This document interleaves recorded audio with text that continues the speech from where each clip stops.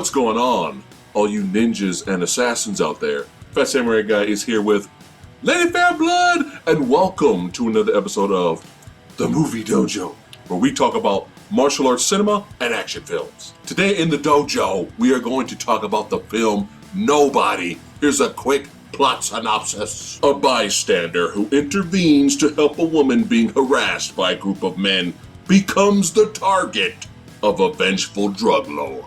Now we're going to give you the good, we're going to give you the bad, and then we're going to give you the badass. First up, the good. Nobody is directed by the director of one of our favorites, Hardcore Henry action blast fest. That's kind of underrated. It's very underrated. It's kind of sad because it was a very fun stunt piece, over-the-top crazy movie. It was a lot of fun. It was a blast. The movie stars Bob Odenkirk and Connie Nielsen as well, and Doc Brown, Christopher Lloyd. I know, we get the super old guard with him, and we even get a little appearance from Michael Ironside. Yeah, get some Michael Ironside in here. Old man Ironside. Yeah, looking like me.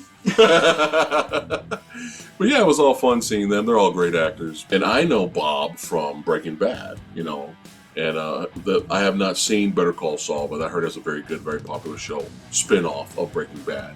But he's kind of like, he's a good actor, but he's kind of playing a little pudgy con man, in those series. And so seeing him completely transform himself, because he did go through a lot of training for this movie, like in the trailer, I didn't buy it. Remember when we did our trailer reaction? I was like, what the hell is Better Call Saul? Holy shit, did you just see what he did? So I have to applaud the efforts of course, the director, the filmmakers, and Bob going through all that hard training, because he completely transforms himself to a certified badass in this movie, and I love it. But the film is a very simplistic story. It gets right to it. There's no slow burn or pacing issues. The movie opens up with kind of like a Groundhog Day effect of the mundane 9-to-5 grind every day. Very quick with cut. Bob's character. Right, very quick cut editing. Hutch. The movie gets very, very quickly into showing how monotonous his life is. Yeah. Every day. Every day is the same. Monday through Friday, every day is exactly the same. He always keeps forgetting to take out the trash, and he misses it. He misses the truck. And the movie story just gets right into it, and that's a good thing. The movie is only about 90 minutes long, and in that kind of a time frame, you have to get right into the story that you want to tell. So, for better or for worse, this movie's just gonna shoot you right into the story. But yeah, late at night, some very green burglars break into the house. Bob's son tries to, help his dad out because he sees his dad. They got his dad at gunpoint. Hutch gets the drop on them. He has a position to bash one of them with a golf club. Right, the girl, yeah. And the female burglar. He notices at first, you don't know why, but he has a clear drop on him, and he stops mid-swing. Right. And he says, "Let him go, son." And that's when the son gets punched in the face. Right. And then they run out. And you find out later that Hutch knows exactly what the gun was. He noticed straight away that there were no bullets. He noticed that they were all green, this and that, but he didn't tell the family any of this. But he's talking to this guy on this radio, on this really, really old-fashioned frequency radio. But the family doesn't know any of this. Right. And so the family, the neighbor, the cops even that are taking down the statement, they're like, why didn't you take the shot? Why didn't you take the swing? Yeah, the neighbor's like, if it was my family, man, I wish they would have came to my house. I needed the exercise. Right, so the family's kind of side-eyeing him like, why didn't you fight for us? Why didn't you do this? Why didn't you do that? But as the audience, we learn, he could have killed these people. He knew all this. He could have done something, but he didn't. Right. So you get to learn that as an audience. You get let in on this little secret. Okay, so in the process of the scuffle, the burglars are demanding money, and there's a bowl full of money because it's like, that's all the money we have in the house. Is we usually use a debit card, so they scoop up all the money. Then they eventually leave, and the next day they're having this discussion with his daughter. He's got the two kids. The son doesn't really like him, disrespects him, but the daughter looks up to him and goes, "Oh, my daddy, my hero." And the daughter's like, "I can't find my kitty cat bracelet. It was in the bowl on the counter," which is where the money was. And that's the last straw. That's it, man. Consider it the John Wick puppy analogy. Yeah. And so he gets this look on his face, and he storms out of the house. And we've already met Christopher Lloyd at this point. Okay, the Christopher Lloyd is his dad. Is Hutch's dad at this point. And they've already established that he had this past. Yeah. Christopher Lloyd, he's in this retirement home, and he watches TV, and he doesn't really look at Hutch, but he knows that something's wrong with Hutch, and he makes this mention of, I know something's wrong with you, even though he doesn't really look at him. Yeah. And so Hutch goes back to the retirement home, and he rummages through his stuff, and he pulls out this old FBI badge. It's like, oh, his dad was with the FBI. Mm-hmm. So during the robbery, he noticed that one of the robbers had a tattoo mark on their wrist. So he ends up stealing the FBI badge from his dad, goes from tattoo parlor to tattoo parlor, flashing the badge and saying, hey, do you recognize? So eventually he tracks down which tattoo parlor, recognizes that particular tattoo. And so he finds the thieves that, had that particular mark. So he storms into their, apartment, and things escalate quickly in that little, scenario as they would. Where's the kitty cat bracelet? Right. And stuff goes down there, and not all is as it seems, because again, like he had noted, they were young, they were scared, they didn't have a loaded gun, so you can kind of guess, why would two young, scared people be breaking into a house looking for money, not actually wanting to kill somebody? Right. You can kind of put two and two together. So he leaves, and he's frustrated. He starts punching the walls. That's great. Good scene. He ends up just getting on a bus, going home, and on the bus. Well, he has this look on his face before he gets on the bus where he's just like, what the fuck am I doing? What am I doing? I have a family. This isn't me. Or is it? Right. So he gets on the bus. And we have this crazy, insane accident on the side with these douchebags in there. They're drunk driving, and then the bus stops, and then they get out, and they're like, hey, a bus! They get in the bus, and it's got our boys. The idiot bus driver just lets them in. I know! Lady, what are you doing? What are you doing? And our boy Daniel Bernhardt, that's the homie right there. That guy's badass. Looking like some skinny Negan. Skinny Negan? From Walking Dead? He did. He looked like really skinny Jeffrey Dean Morgan.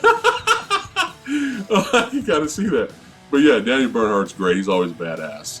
I'm pretty sure he helped with the fight choreography and action. I saw that in the credits, it makes sense because he's awesome. And then Elaine Moosey, martial artist and stuntman, is also in this as well. And I'm sure he's a lot happier to be in this movie than last year's Jiu-Jitsu. And as well as Connie Nielsen. That's right. I'm sure she's happy to be in this movie, unlike last year's Wonder Woman 1984. Well, anyway, it's just, again, the simplistic story is perfectly fine. We like it. It's just, let's just get to it, man. Let's not fuck around here. But it's not just that. It's the acting, the performances from the main, our main lead is great. And, Connie's good too. And Lloyd's great too. But the soundtrack, I love the soundtrack of this movie. And, it's got all old school songs on there, and I love it. It just fits the movie. It fits this world. The cinematography of the movie is really good too. It's a great looking film. But I love it when he gets on the bus and, the guys are harassing this girl who's just trying to go home. Yeah, they harass this one dude. Yeah. He immediately just gets off the bus. Yeah, he's a big dude, and he's like, fuck it, it's not worth it, right? He walks out. Right. And, Bob, Hutch is sitting there seeing all of this, and the song that plays, I gotta be me, I gotta be me, right? And I was just like, oh shit, it's about to go down. He slowly gets up, walks out, gets the bus driver out of there, and we'll leave that part to the badass later. without spoiling too much. It's hard to talk about this movie without spoiling too much. But people get beat down, people get fucked up, including Hutch. Yeah, which was good. Which is always good to see. Yeah. Your protagonist. Yeah, he's not just invincible. Right. Yeah. It's always good to see a protagonist. Yeah.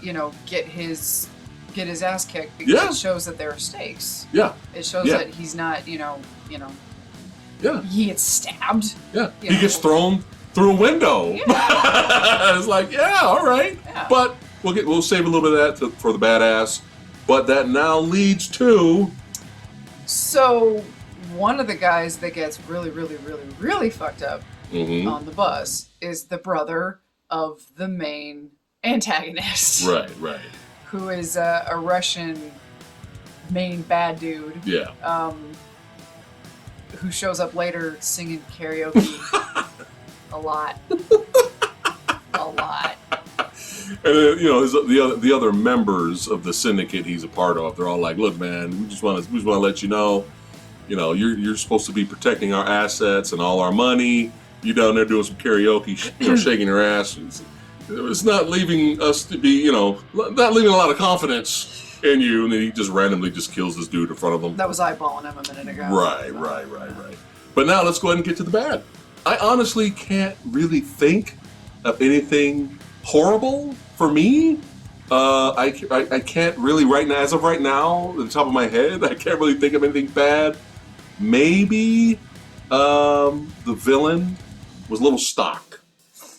Maybe he was just a little kind of generic. Maybe we could have had him do a little bit more, to kind of stand out. But he served his purpose, and it was perfectly fine for the film, but he was kind of a stock generic villain. What were your issues? Okay, listen, I'm kind of an unreliable source at this point. I was 5 days into a migraine, so, you know what that does to me. Okay, so... And you were forced to go see this in the theater. Yeah, I mean, if under the perfect circumstances, I would have postponed watching this. You know how I am. And well, yeah. It's never... It's hard to enjoy something when you got your head exploding. It's never, ever a good idea for me to watch anything that I want to see when I'm that far deep into a migraine that just won't go away. Yeah, I probably noticed a couple of other things that, I hated the kids. I hated the damn kids. The daughter had like 3 lines and she sucked lemons for all of them. Sorry. Oh, there's worse child actors out there. Not much. No? The son, he was irritating. I know his role was to hate his dad. Good job. You succeeded. You're irritating me. Yeah. The wife, I was confused with the wife, with Connie Nielsen's character, because there was a scene where when Hutch came back from the bus and he was all fucked up. Right. And she's like, "Oh my God, what happened to you?" And he's like, "It's been a rough day." And he's all, he had that shank pulled out. She didn't seem too surprised. Yeah, and when she saw him. She's literally He's blood everywhere. She's literally super gluing his knife wound on his side shut. Yeah. Like, "Oh yeah, I've done this before." And he's like, "Just like the old days, right?" Like, she's done this before. Yeah. She's not surprised at all. And they're having this conversation like, "I miss you. We haven't had sex in years. We haven't embraced in all this time," and blah, blah, blah. None of this is surprising to her. And then later, when shit goes down, like shit goes down, like tits up, right? Yeah. She's like stunned by the amount of carnage that's gone down in the house, and she's like looking at him like, "I need an explanation." And I'm like, "Lady, I thought you knew what he was. Yeah. I'm confused. Do you know or do you not know?" So that was a little confusing. Now again, at 90 minutes, there are just some questions you're just not going to get answered. Right. There is a character, Christopher Lloyd is obviously Hutch's dad.